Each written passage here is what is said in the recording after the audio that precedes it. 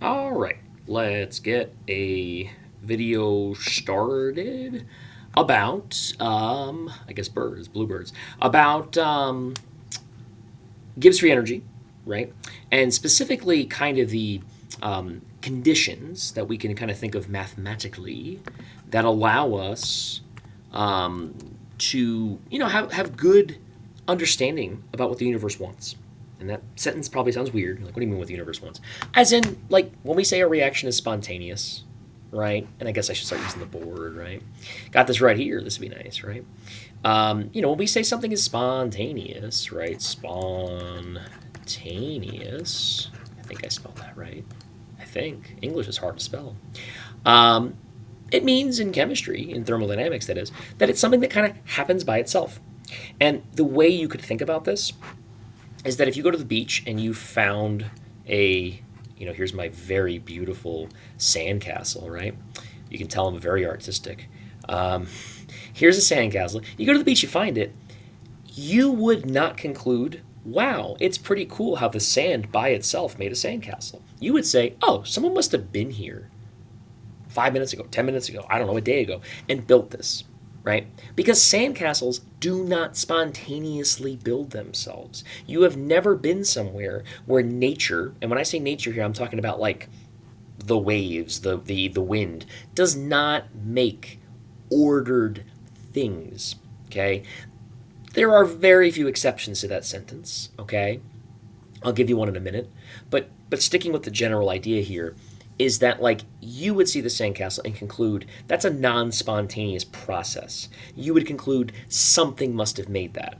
You find a hole in the sand that's, nice cylinder shape, you would also say, probably somebody dug a hole. Or maybe an animal dug that hole, right?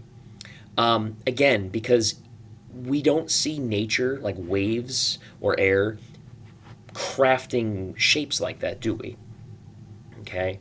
Order, the existence of order is like the opposite of entropy. And something that, to make it simple, something that is more ordered can very rarely come from a random process. Okay. From a natural process, that is. Okay. So hopefully you're going, okay, I kind of got you, right? If I see a sandcastle, it was non spontaneous. Something made it. Okay. Now, if you find a clump of sand that, I don't know, looks slightly pretty to you, maybe it has a slight star shape to it, you might just say, oh, well, that can happen. That's spontaneous. A cloud, right? Good example here. You see a cloud in the air and it kind of looks like a bunny rabbit, right? You're not going, oh my God, somebody made that. You're going, oh, yeah, that can happen, right? Random chance, it can kind of arrange itself like that. There's a lot of clouds, right? So I hope that idea makes sense about spontaneous. And again, it's a way to think about this. Because thermodynamics is, get this, hard.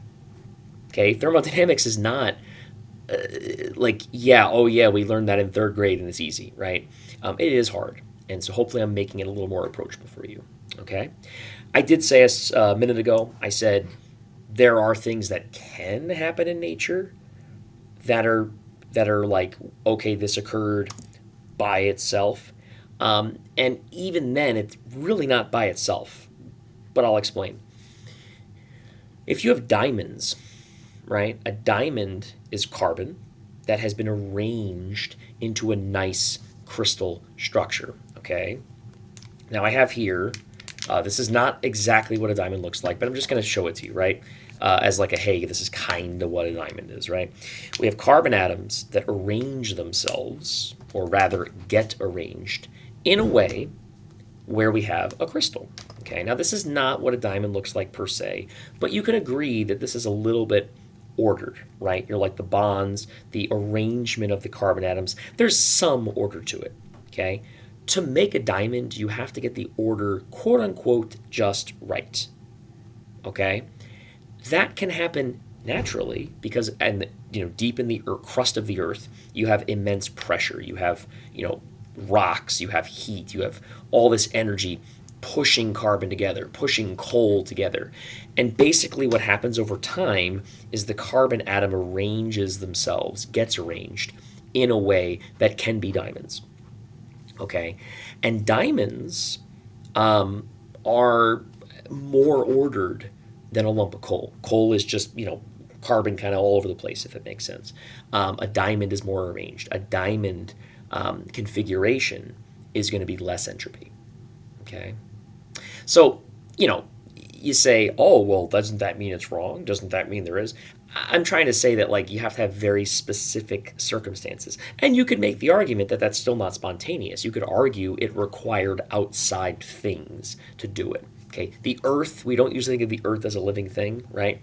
The other way you could think about non-spontaneous things happening would be life. Okay? So, like, kind of jumping off that, life does non-spontaneous reactions.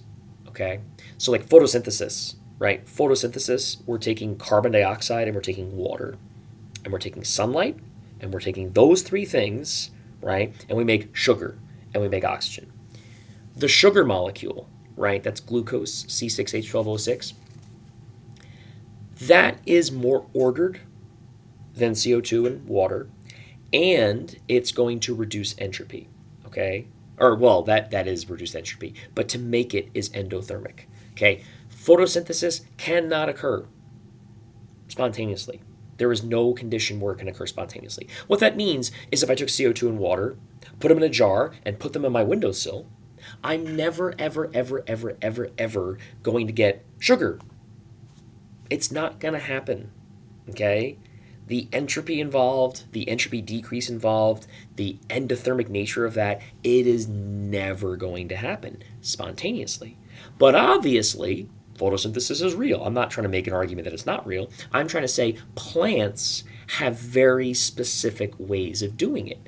And they require very specific proteins that are arranged in a very specific way. And those very specific arrangements make it where that reaction that would never happen by itself has a helping hand.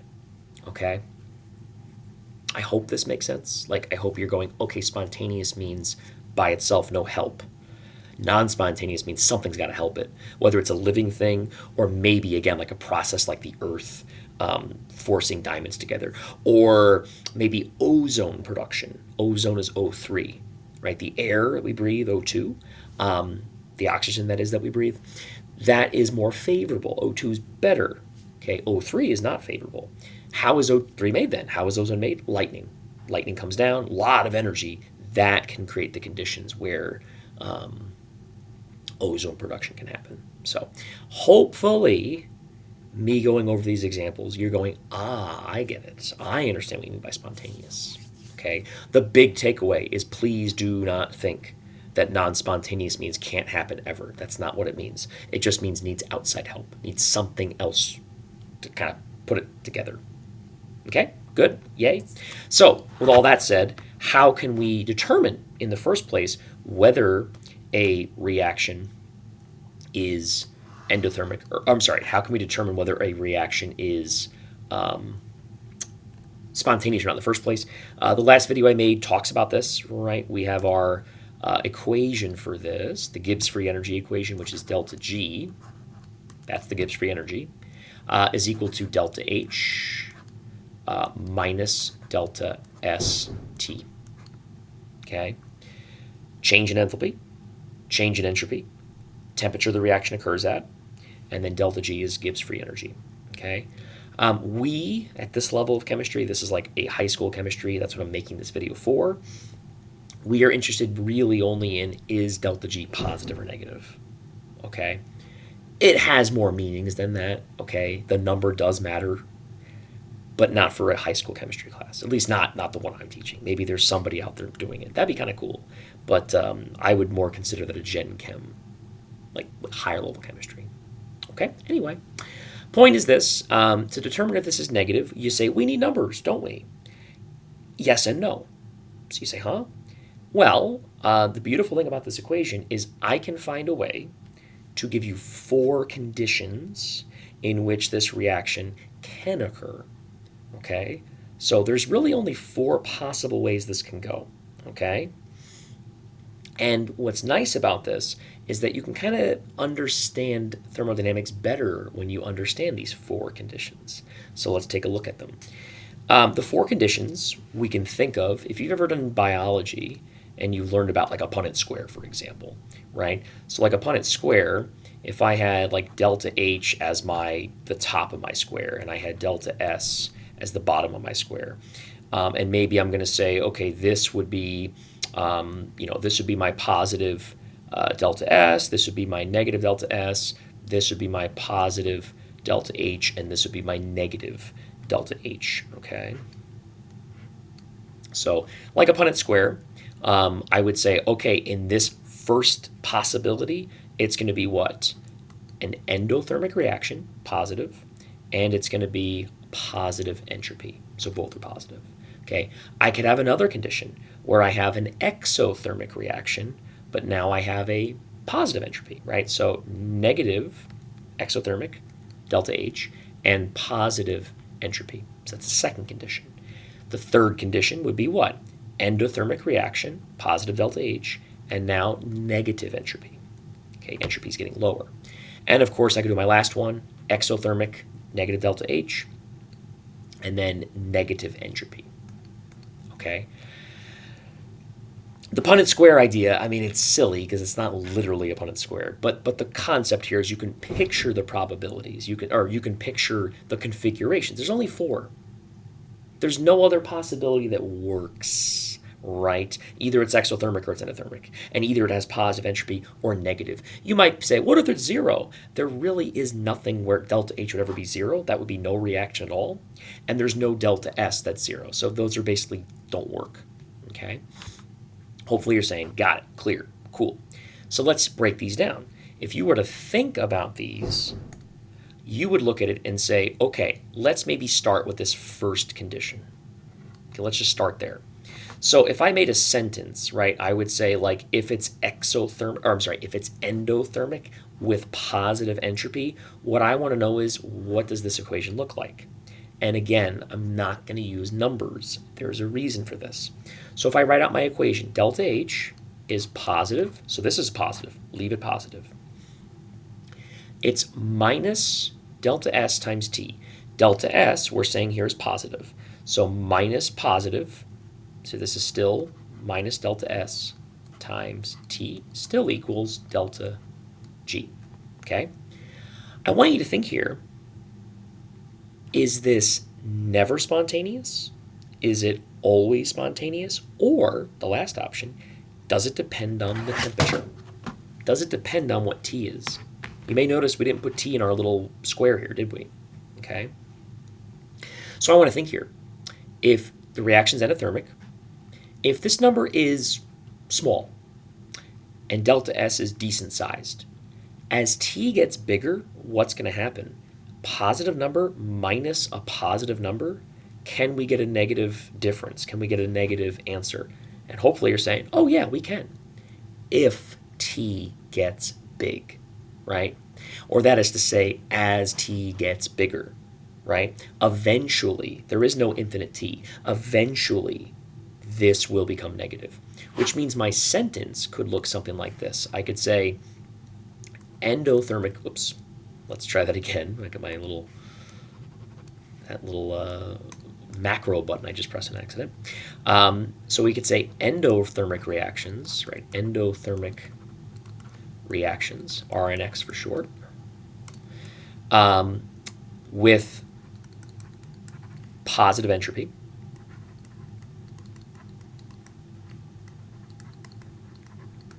Are spontaneous, I'll say SPON for short, I'm kind of running out of space here, at high temperatures, high T. The idea here, right, is that as T gets bigger, it will eventually make delta G negative. Now you might say, well, what temperature? High? You mean like the oven? You mean like the sun? I mean, possibly. It depends on the reaction. But the beautiful thing about this is it doesn't matter what the reaction is. It doesn't matter what numbers I have. Eventually, the temperature increasing will make this reaction spontaneous. That's what it means. Okay? So yeah, you could plug numbers in. Yeah, you could do a reaction, get your delta H, it's endothermic, get your change in entropy. Yeah, it's positive. What it means is there is a temperature. When I go higher than that, it's spontaneous. If I go lower than that temperature, it's not spontaneous. So it's temperature dependent. Okay, hopefully making sense. So that was the first case, right? Then maybe we'll do the next case, right? So then I guess we'll just go to the right, okay? So now I have an exothermic reaction with positive entropy, okay? So exothermic, negative delta H, positive entropy. So what changes here? If you look at this, it's now exothermic, which means this is now negative. This is still minus the positive, so we don't touch that, okay? So now you got to say, something's changed. So now I have a negative number. It's necessarily negative because it's exothermic. I'm subtracting a positive. Remember, T can never be negative. S in this case we said is positive, which means you're taking a negative and you're subtracting a positive.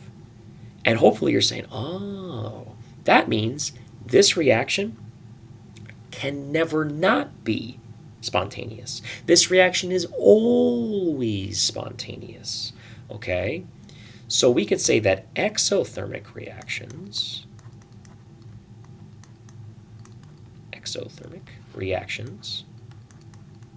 with, again, this is positive entropy. Sorry, the pen's kind of clipping in and out here. Positive entropy is, or are, I should say, I did the plural, didn't I, are always spontaneous. I'll say SPON for short, right? And why do I like teaching it this way? Why do I, bother? Not that I'm the only person who does. This is a common thing taught. But why do I like this so much? Because this is what the universe wants. Reactions that release energy, exothermic, and then give it a vehicle to spread out, high entropy, are really good as far as the universe is concerned. The universe, remember we talked about the second law of thermodynamics, right? Energy spreads out, high to low, which is basically what entropy is. The universe does that. We've observed that time and time again. The universe prefers disorder, prefers chaos, prefers the spreading out of energy. This is perfect for that, isn't it? Right? The analogy I've taught, and hopefully it makes sense to you, is a raccoon that's rabid, that is jacked up on caffeine, give it some coffee. That thing is chaos incarnate, isn't it? That crazy raccoon that's foaming at the mouth, running around like a nut. That's chaos, right? So exothermic would be what? Let it out of the cage, release it. That thing is going nuts, okay? Now, that would be exothermic. Let it out of the cage, release it. Okay, it's running around. Entropy could then be, what do I then do with it? Do I keep it in my house? Well, that's some entropy. It lets it run around, right? Or do I give it tickets and car keys to go to Vegas? Do I give it a rocket ship and I give it the keys to the rocket ship and say, have fun, man, okay? That's more chaotic. That allows it to spread out. That takes that raccoon, which used to be in my house, tearing up my house. Now it's wherever it wants to go. And it can spread out and colonize the universe and cause all sorts of chaos. That is what this is. Exothermic, let the raccoon out. Entropy, give it the means to move around. And if you're going, okay, but how in the world does the rocket ship fit back into entropy? Recall that entropy values, right, those joules per Kelvin values, are very high typically in a gaseous state. That is to say, gaseous states of elements or gaseous states of compounds. So if you look, solid phase is always pretty low compared to liquid, compared to gas, okay? And it makes total sense because the molecules, the atoms, depending on what it is, in a solid are stuck in place. Yes, they're vibrating, but that's it. They can't move around. They can't spread their chaos very well, can they? You might ask the question, well, how are they even spreading their chaos in the first place? They can't move. This comes back to the idea that, and not to go too far into thermodynamics, that energy is always being lost by matter. So, like those shaking atoms of iron in a pan, for example, they are emitting radiation.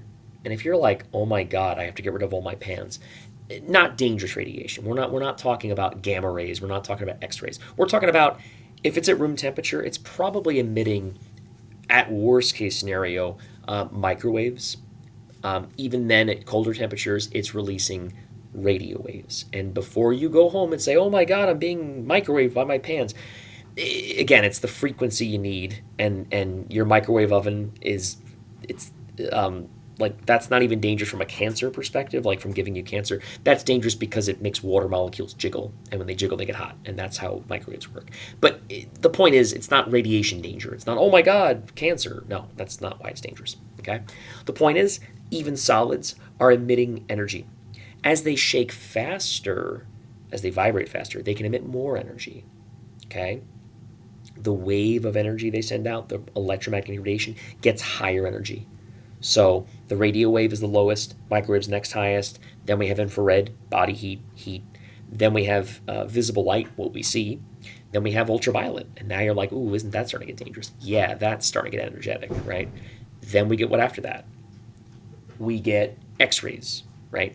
After X-rays, we have gamma rays, right? And that is where you get the pretty dangerous territory, okay? So this core idea, you can see my daughter coming into the video, is, hi Myra, I'm making a video, yes.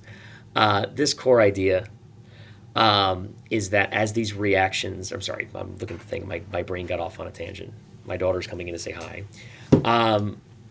That they're releasing energy. If you have a liquid, the molecules can move around faster.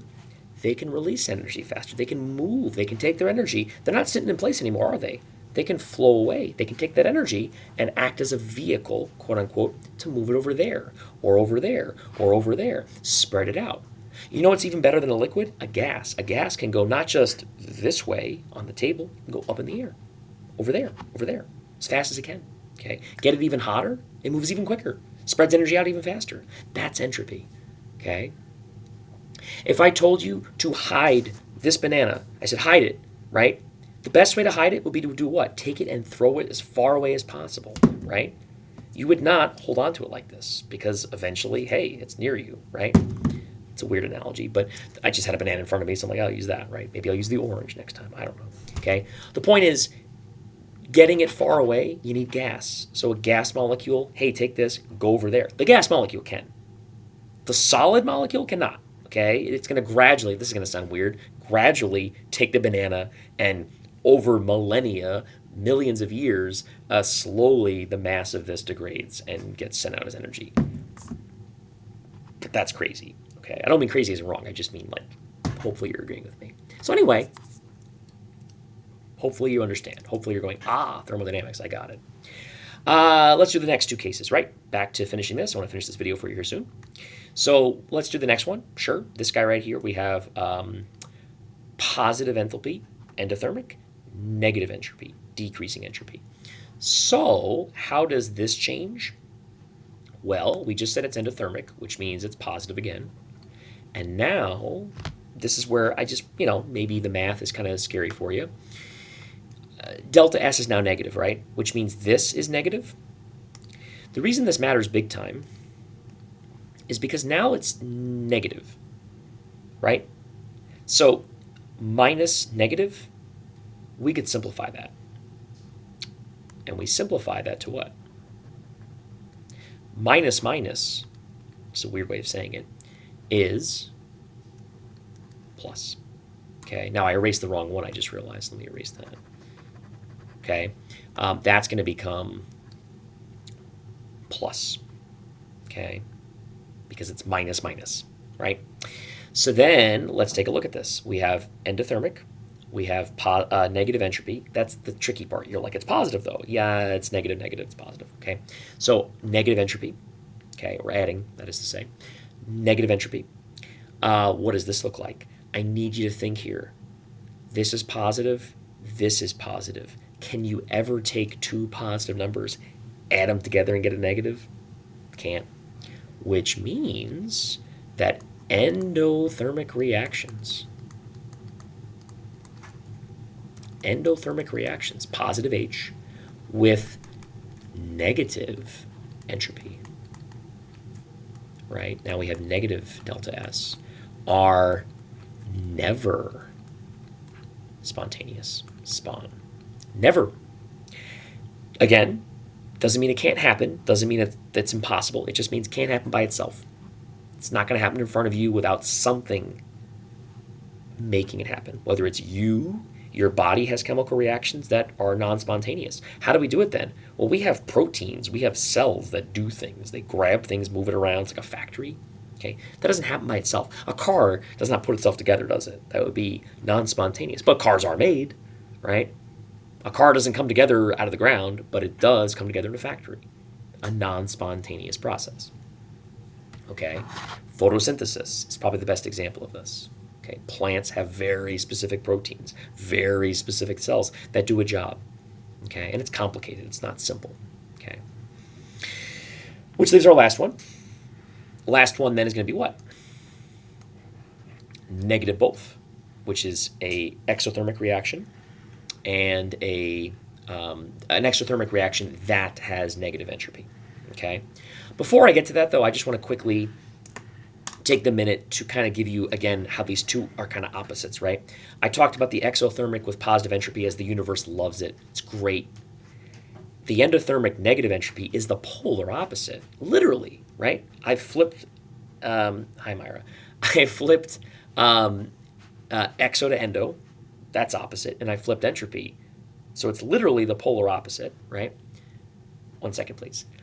What this means is that the opposite happens. Instead of always, it's never. And think about that raccoon analogy. The raccoon is chaos. Instead of me letting him out of the cage, I'm putting him in a cage. I'm collecting the energy, right? I'm putting him into something endothermic. And then he's in a cage, right? He wants to get out. High entropy would be like a big cage, right? More room to run around.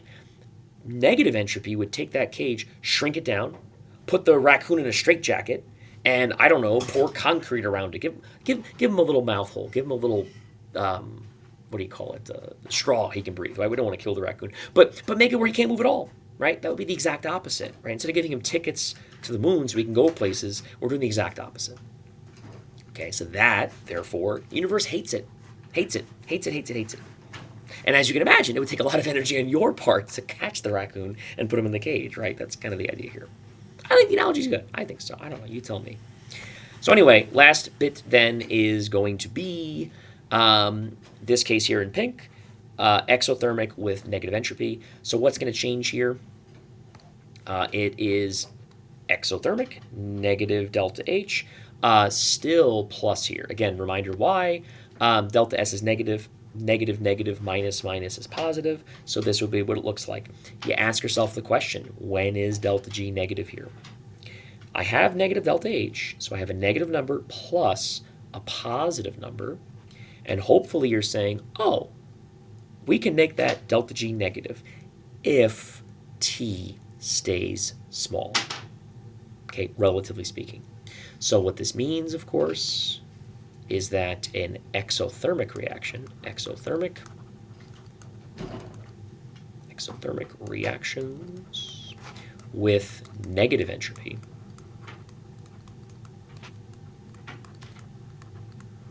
are spontaneous. I'll say spon again, right, just for safe space, are spontaneous at low temperature, low T, okay?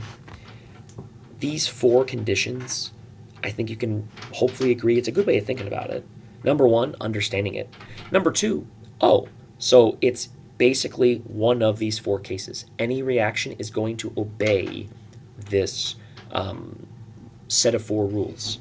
So if it's endothermic and it has negative entropy, right? You look at this and say endothermic, negative entropy. Oh, it's just not going to happen. Or rather, it's not going to be spontaneous. Doesn't matter what temperature. Doesn't matter if it's 1,000,000 degrees Kelvin. Doesn't matter if it's absolute zero. It's not going to happen.